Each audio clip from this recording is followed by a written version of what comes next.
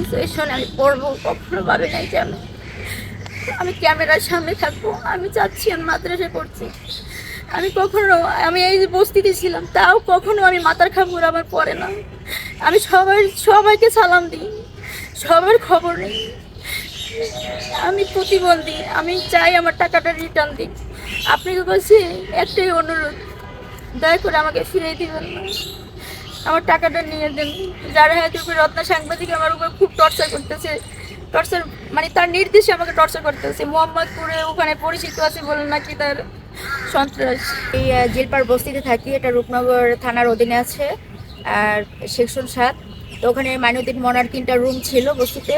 পরে হচ্ছে সে বলছিল কি যে তুমি তো অসুস্থ থাকো সবসময়, তোমার ডায়াবেটিস আছে, থাইরয়েড আছে, প্যানক্রিয়াসে পাথর আছে। আমি বলছি হ্যাঁ।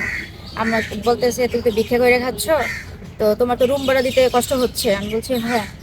পরে বলতেছে আচ্ছা তোমার কি এরকম টাকা আছে, তাহলে একটা রুম তুমি বন্ধক নিতা 25,000 টাকার বিনিময়ে। পরে আমি বলছি আমি তো সঞ্চয় করছি, দেখি তার কাছে কথা বলে।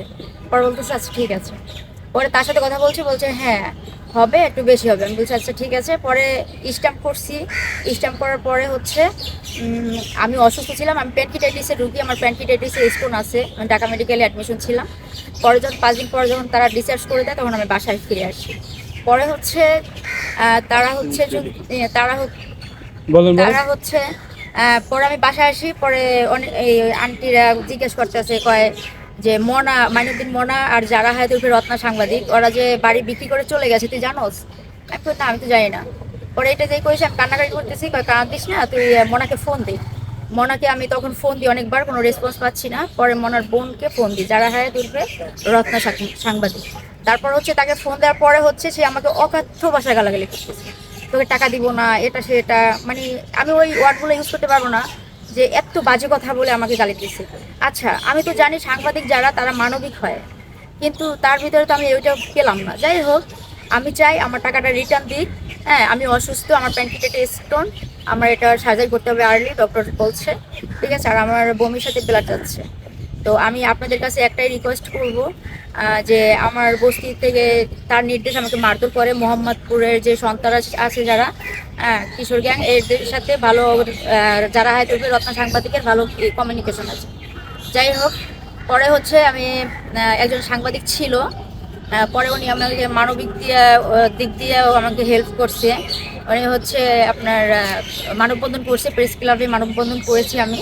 তারপরে হচ্ছে সে আমাকে 13,000 টাকা দেয়, 13,000 টাকা দেয় মানববন্ধন করার পরে। তারপরে হচ্ছে আর 12,000 টাকা দিচ্ছে না, আর আমার ফোন নাম্বার ব্লক করে রাখছে। এই পরে হচ্ছে সেকেন্ডবার যখন আমি আবার অসুস্থ ছিলাম এই মাসেই, তখন ঢাকা মেডিকেলে যাই। যাওয়ার পরে হচ্ছে পরে আমার নাম্বার তো ব্লক করে রাখছে। পরে ভাবলাম যে অন্য নাম্বার দিয়ে দেখি। পরে ওই যে পাশে বেডে একজন পেশেন্ট ছিল, তাকে বললাম যে আন্টি আমার আপনার ফোনটা দিবেন। পরে বলতেছে কেন, কি হয়েছে? পরে আমি বললাম, পরে বলতেছে আচ্ছা ঠিক আছে নেও।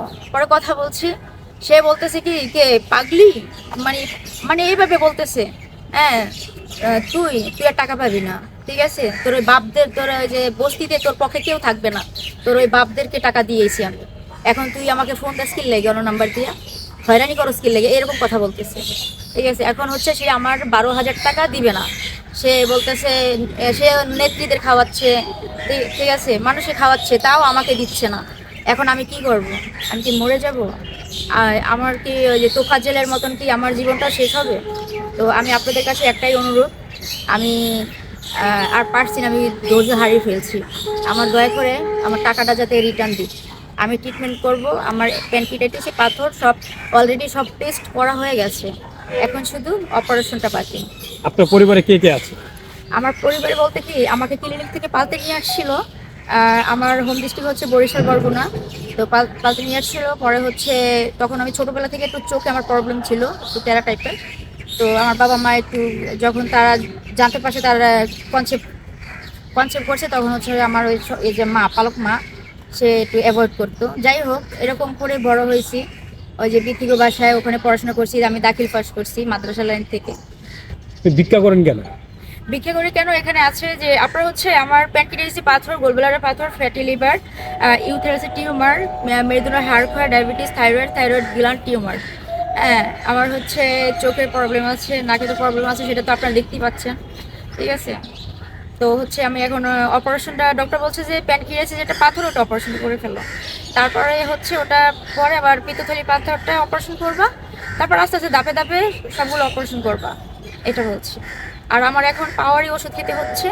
যখন ব্যথা হয় তখন হচ্ছে এই যে ইনজেকশন, এই যখন আমি অ্যাডমিশন ছিলাম ঢাকা মেডিকেলে তখনও হচ্ছে আমার এগুলো কিনে তারপরে দেওয়া লাগছে, যে এই সেপ্ট্রিকজন দিয়ে যেতে লাগছে, অমিপ্রাজল দেওয়া লাগছে, এই যে প্যালোক্সি। এই যে আপনি একজন যুবতী নারী, আপনি যখন এই যে মানুষের কাছে হাত পাততেন তখন খারাপ লাগতো না? হ্যাঁ, কিন্তু আমি আমার সবগুলো বলি যে দেখেন আমি অসুস্থ এরকম।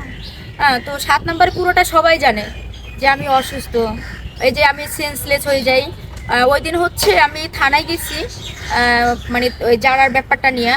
তো আমি থানায় গিয়েছি ওই টাকাটার ব্যাপারটা নিয়ে, আমি গিয়েছি, যাওয়ার পরে হচ্ছে একজন ভদ্রমহিলা, উনি হয়তো বা স্যার হবে, তো উনি বলতেছে কি আবার আসছে, বারবার আসছে। পরে এটা বলতেছে, তো আমি সকালেও কিছু খাই নাই, কেননা এই যে এই যে গতকালকেও কিন্তু আমার ঘরে কিন্তু চাল নাই। ঠিক আছে, তো যাই হোক, পরে হচ্ছে ওই যে কথা বলছি এখন, এই তারা সে দিছে। তো